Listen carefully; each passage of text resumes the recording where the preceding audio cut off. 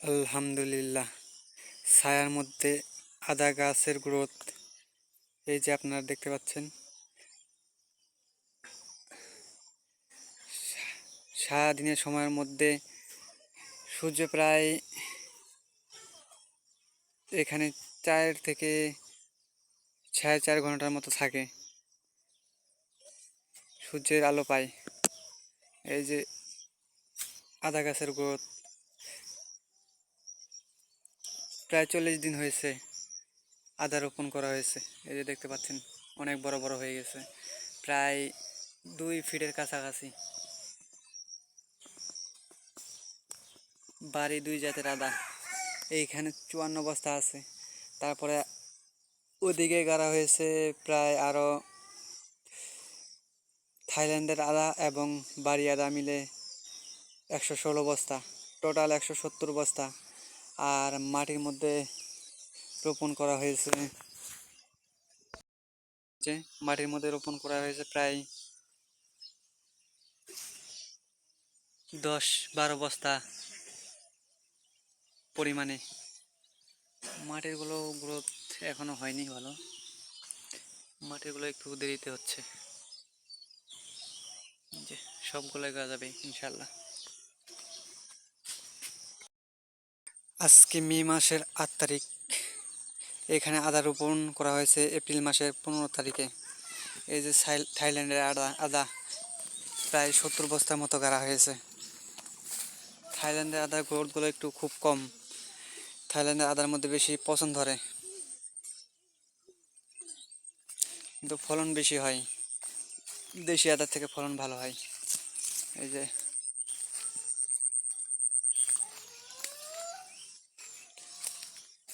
এই যে মাটি ভিট করে দেওয়া পর্যন্ত এই এই শাড়ির প্রায় 70 বস্তা এখানে থাইল্যান্ডের আদা। আর এই যে বাড়ি 2 জাতের আদা,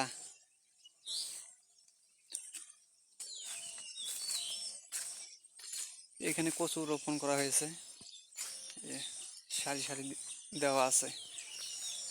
গ্রোথ আলহামদুলিল্লাহ অনেক ভালো।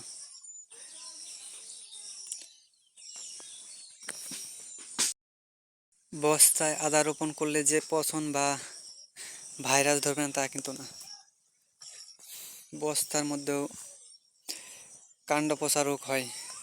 বেশি করে বাড়ি 2 জাতের আদাটার মধ্যে বেশি কাণ্ড পচা রোগ হয়, তারপরে ভাইরাসের আক্রমণ বেশি। এই যে আবার আমার বাড়ির পিছন দিকে যে লেবু গাছের বাগান,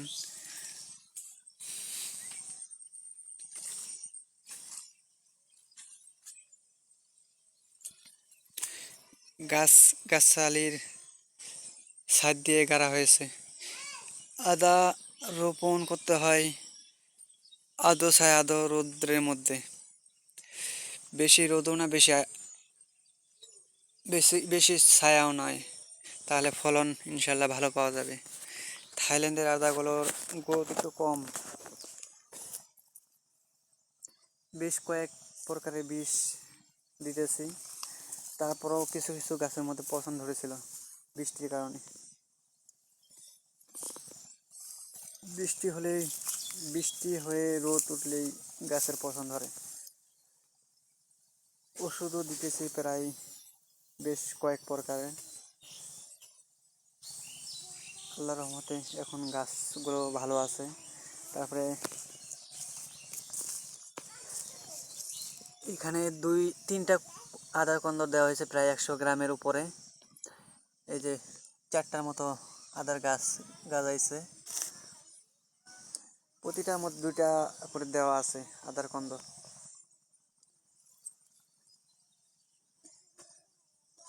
আমার 180 বস্তা মতো খরচ হয়েছে, প্রায় 8-9 হাজার টাকার মতো। ইনশাল্লাহ আপনারা দোয়া করবেন সবাই যেন আমি সাকসেস হতে পারি এবং আরও বেশ কিছু উদ্যোক্তা তৈরি করতে পারি এবং থাইল্যান্ডের আদা এবং ভালো কৃষি পণ্য নিয়ে আপনাদেরকে কৃষিকাজে আনতে পারি এবং এই থাইল্যান্ডের আদার বীজগুলো যেন সারা বাংলাদেশে ছড়িয়ে দিতে পারি। এবার 180 বস্তার মতো পরীক্ষামূলকভাবে আদার চাষ করেছি, আগামীবার আরও বেশি করে করব।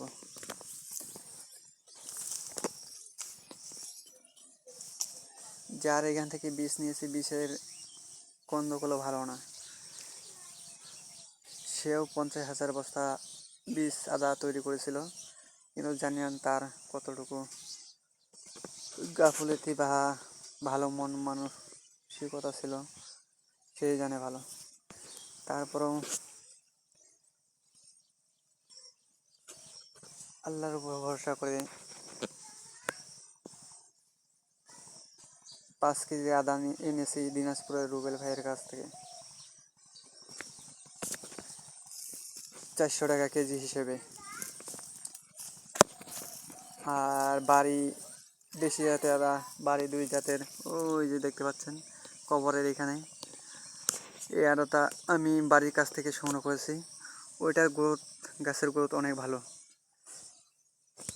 এই থাইল্যান্ডের আদার থেকে। দুইটা একসাথে রোপণ করা হয়েছে।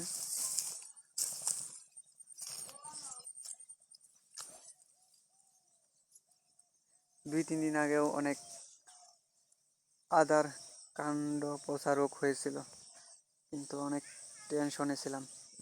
আল্লাহর রহমতে এখন 2-3 দিন থেকে রোদ উঠতেছে, গাছের গ্রোথও ভালো হয়েছে। বিষ এবং রাসায়নিক কীটনাশক দিতেছি, আল্লাহর রহমতে এখন ভালো আছে।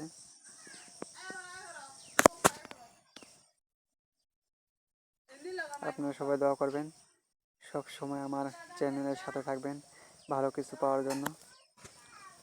ইনশাল্লাহ ভালো কিছু হবে।